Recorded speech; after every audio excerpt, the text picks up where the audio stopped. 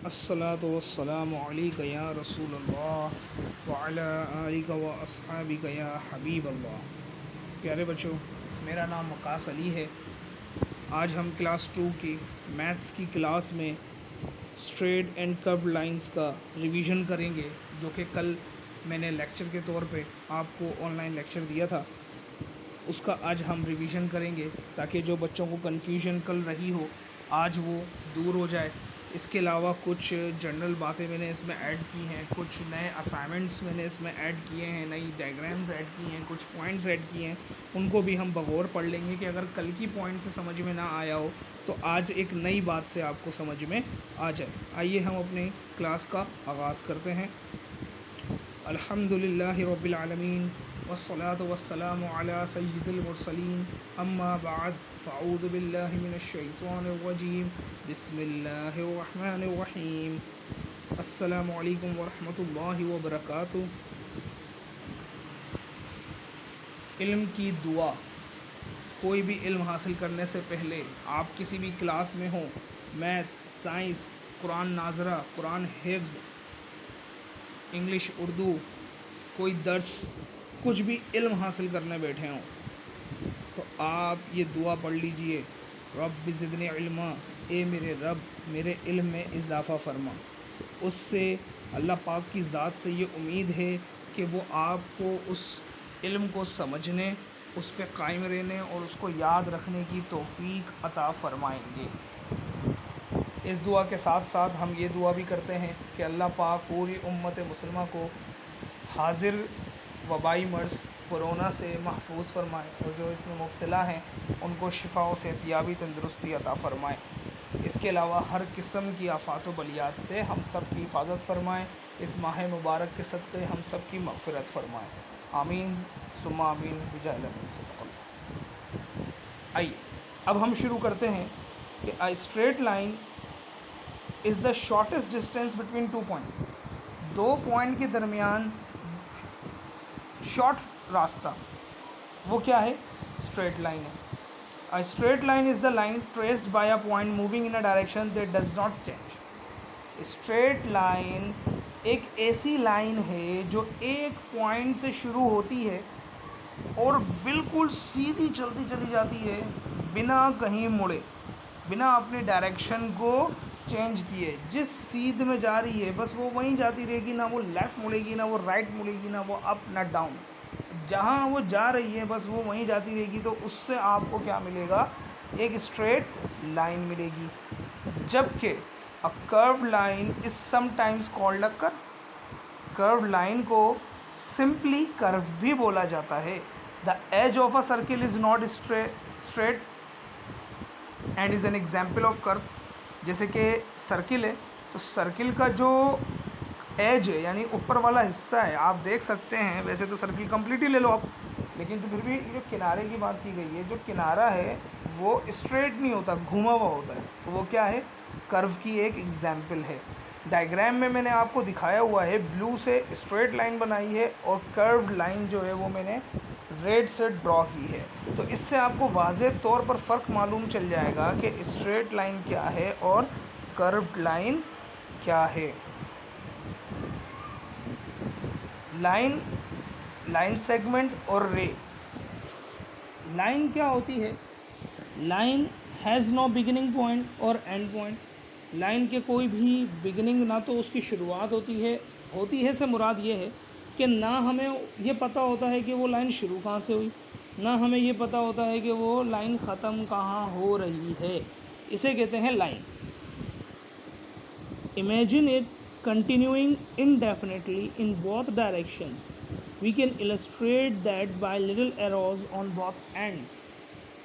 अगर आप red diagram को देखें तो उसमें लाइन जहाँ मैंने लिखा है उसके आगे एरो बनाया है और एरो के बीच में लाइन है, यानी एरो लेफ़्ट साइड पे भी मुसलसल आगे जा रही है और राइट साइड पे भी मुसलसल आगे की तरफ जा रही है। अब कितना जा रही है, कहाँ जा रही है, हमें कुछ भी नहीं पता। तो इसका मतलब ये है कि जो लाइन है उसकी ना तो बिगिनिंग हमें पता है कि इसकी शुरुआत कहाँ से हुई है और ना हमें इसकी जो है वो हद पता है या इसका इख्तिताम मालूम है। ठीक है। A line segment has two end points, line segment के दोनों एंड पॉइंट मौजूद होते हैं। लाइन का तो एक भी मौजूद नहीं था, लाइन सेगमेंट के दोनों मौजूद होते हैं। It contains these points and all the points of the line between them. जो इनफाइनाइट लाइन थी ना, जिसका ना बिगिनिंग पता था ना एंडिंग पता था, उसमें से एक छोटा सा टुकड़ा निकाल लेना कहलाता है line segment. You can measure the length of segment but not of a line. जाहिर है जब आपने छोटा सा टुकड़ा निकाला है तो आपको पता होगा आपने कहाँ से कहाँ तक का निकाला है। जब आपको ये इल्म है कि वो कहाँ से कहाँ तक है तो आप उसको मेजर कर सकते हो, लेकिन लाइन को मेजर नहीं कर सकते क्योंकि आपको पता ही नहीं है वो शुरू कहाँ से हो रही है और ख़त्म कहाँ पर हो रही है। A ray is a part of a line that has one end point and goes on indefinitely in only one direction. जो रे है वो एक पॉइंट तो रखती है, या तो बिगिनिंग रखेगी या एंड रखेगी, दूसरा नहीं पता होगा। अगर हमें ये पता है कि शुरू कहाँ से हो रही है तो ये नहीं पता होगा कि ख़त्म कहाँ हो रही है, और अगर हमें ये पता है कि ये कहाँ ख़त्म हो रही है तो हमें ये नहीं पता होगा कि ये शुरू कहाँ से हुई है, कि ये आई कहाँ से। कोई ना कोई एक पॉइंट रे में मिसिंग होगा। अब जो मैंने असिस्मेंट आपको दिया है आज के लेक्चर के लिए, वो लेक्चर ये था कि असिस्मेंट ये है आपके पास कि draw 5 shapes with straight and curve lines. आपने 5 ऐसी शेप बनानी है जो स्ट्रेट लाइन से बने, और 5 ऐसी बनानी है जो कि कर्व लाइन से बने, और एक कलर चूज़ कर लें।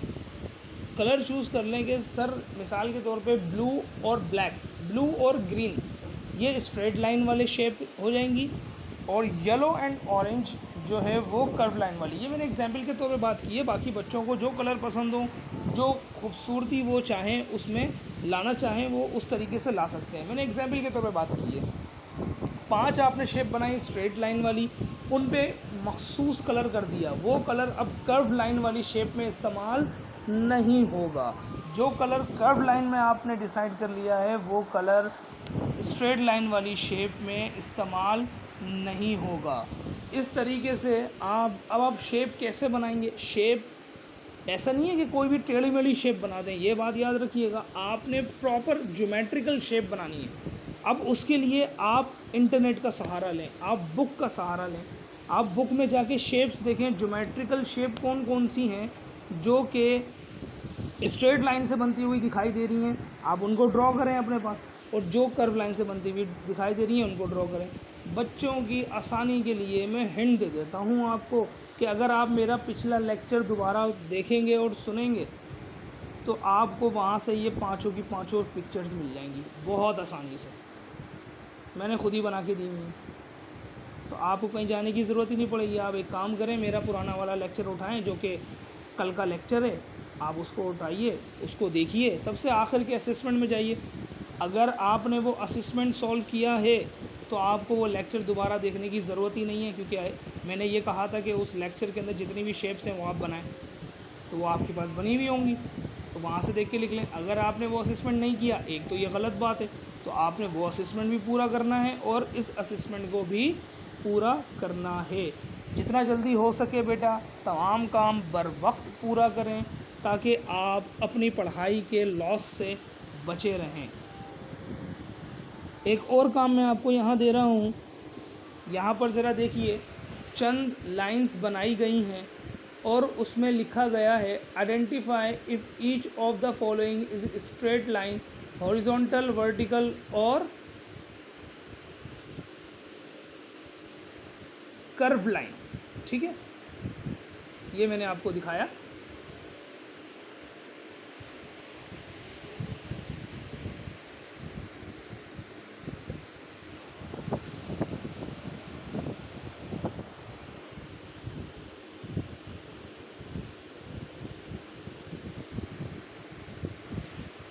इसके अंदर आपने इस बात को मेंशन करना है कि कौन सी लाइन स्ट्रेट तो है लेकिन कौन सी लाइन हॉरिजॉन्टल है। हॉरिजॉन्टल का मतलब होता है सीधी लेटी हुई, और कौन सी लाइन वर्टिकल है यानी सीधे ऊपर जाती हुई।